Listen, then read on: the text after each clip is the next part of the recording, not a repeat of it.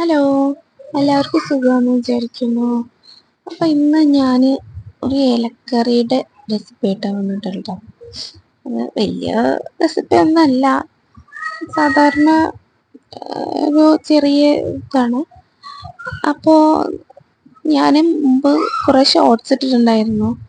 കർക്കിടക മാസമൊക്കെ അല്ലേ, അപ്പോൾ നമുക്ക് 10 ദിവസം 10 ഇലയൊക്കെ കഴിക്കും എന്നുള്ള. അപ്പോൾ 2 എണ്ണം ഇട്ടിട്ടുണ്ട്. അപ്പോൾ ഇത് മൂന്നാമത്തെയാണ്. അപ്പോൾ അങ്ങനെ മൂന്നാമത്തെ ദിവസത്തെ ഇല എന്താണെന്ന് തിരക്കി പോവാം. അപ്പോൾ ഇതാ പച്ചമുളകൊക്കെ ഉണ്ടായി നിൽക്കുന്നുണ്ടല്ലേ. അപ്പോൾ കുറച്ച് പച്ചമുളകൊക്കെ പറിക്കാം. അപ്പോൾ നിങ്ങൾ വിചാരിക്കും ഞാൻ എന്താ ഇല പറിക്കാൻ പോയിട്ട് പച്ചമുളക് പറിച്ച് നിൽക്കുന്നത്.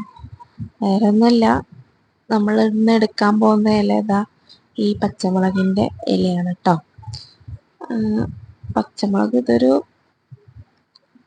ചീരമുളക് പോലത്തെ ഒരു മുളകാണ്.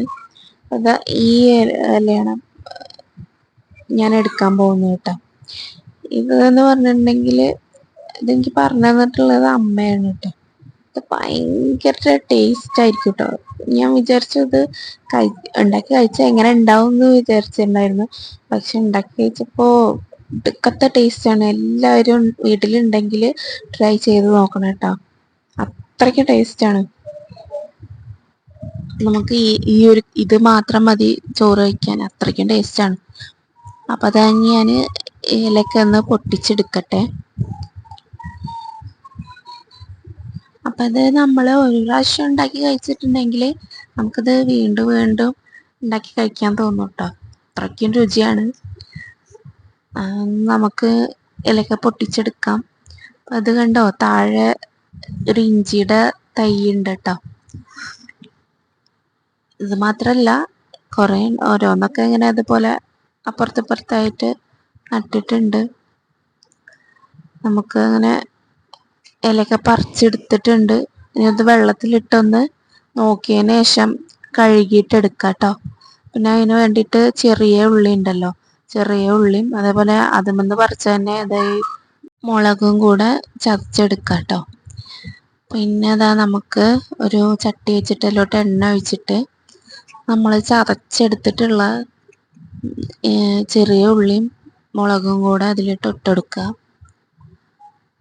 ഇട്ടിട്ട് അതൊന്ന് മൂത്ത് വരുമ്പോൾ സിമ്പിള്, നമ്മൾ എല്ലാ ഇലക്കറികളൊക്കെ താളിക്കില്ലേ, അതുപോലെ തന്നെ ഒന്ന് താളിച്ചെടുത്താൽ മതി. ഇതുപോലെ കുറച്ച് വെള്ളം ഒഴിച്ചിട്ട് അതിലേക്ക് ഉപ്പ് ഇട്ടിട്ട് തിളച്ച് വരുമ്പോൾ ഇല ഇട്ടെടുത്താൽ മതി. ഇട്ടെടുത്തിട്ട് ഒന്ന് അടച്ച് വെച്ച് നന്നായി വേവിച്ചെടുക്കുക.